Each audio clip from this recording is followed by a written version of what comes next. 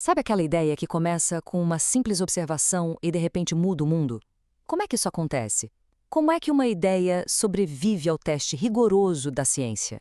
Pois é, hoje a gente vai desvendar exatamente essa jornada de uma ideia científica, desde aquela primeira faísca de curiosidade até ela se tornar conhecimento estabelecido. Bom, tudo começa com um desafio fundamental, na verdade. Antes mesmo de construir qualquer conhecimento, a ciência precisou encarar uma questão central: como é que a gente pode realmente provar que algo é verdadeiro? Essa pergunta parece simples, não é? Mas, na realidade, ela é incrivelmente complexa. Pense bem, como provar com 100% de certeza uma afirmação universal, tipo, toda a água ferve a 100 graus Celsius? Esse desafio, que é conhecido como o problema da indução, é a grande chave para a gente entender a lógica por trás de toda a ciência moderna. Vamos usar um exemplo clássico. Pense nesta afirmação: todos os cisnes são brancos. Parece bem direto, certo? Se a gente sair pelo mundo e só encontrar cisnes brancos, um depois do outro, parece lógico concluir que todos são brancos. Mas será que isso é uma prova definitiva? E aqui está o pulo do gato. Essa lógica de ir do particular para o geral tem um ponto fraco, um verdadeiro calcanhar de Aquiles.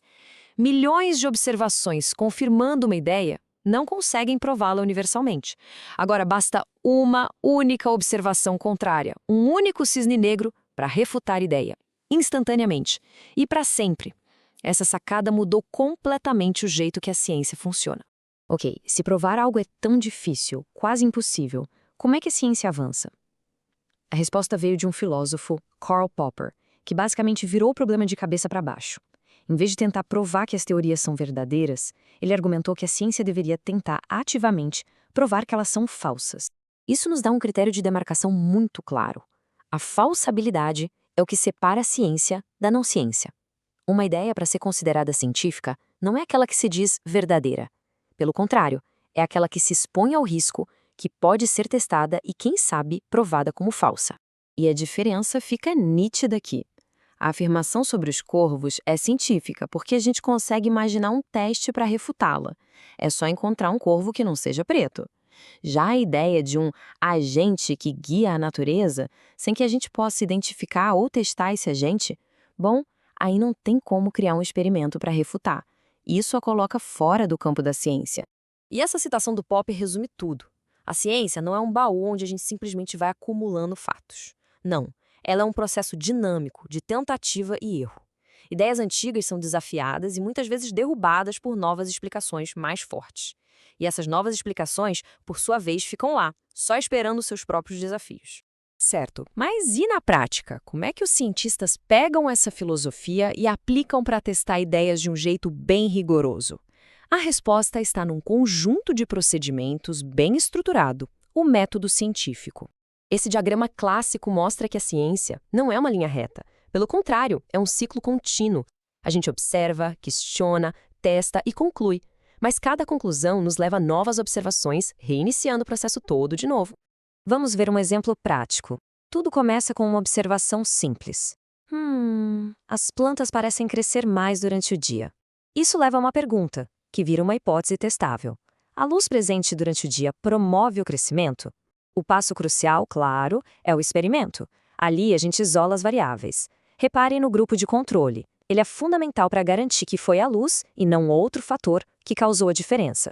No fim, os resultados nos levam a uma conclusão que apoia ou refuta a nossa ideia inicial. Mas a jornada de uma ideia não termina com a conclusão de um experimento. Para ser aceita de verdade, ela precisa passar pelo teste mais rigoroso de todos, o olhar crítico da comunidade científica. E é aqui que entra a revisão por pares. Esse processo é como o guardião da qualidade científica.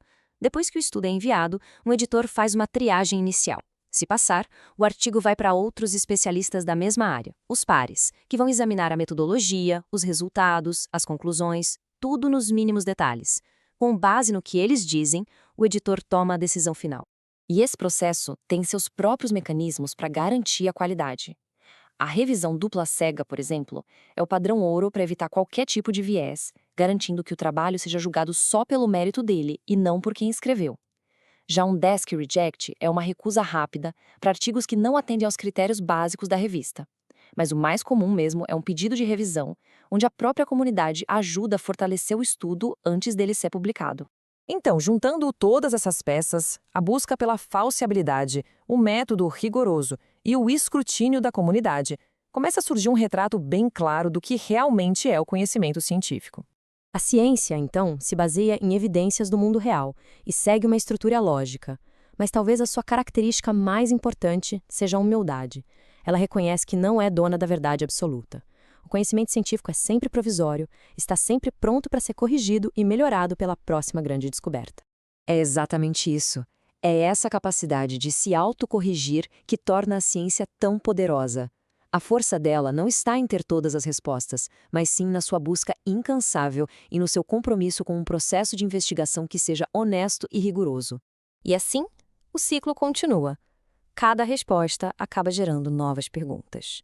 E cada teoria que é aceita hoje está lá, aguardando aquela observação inesperada, o tal cisne negro, que pode chegar e revolucionar nosso entendimento amanhã, impulsionando a ciência para o próximo capítulo da sua história.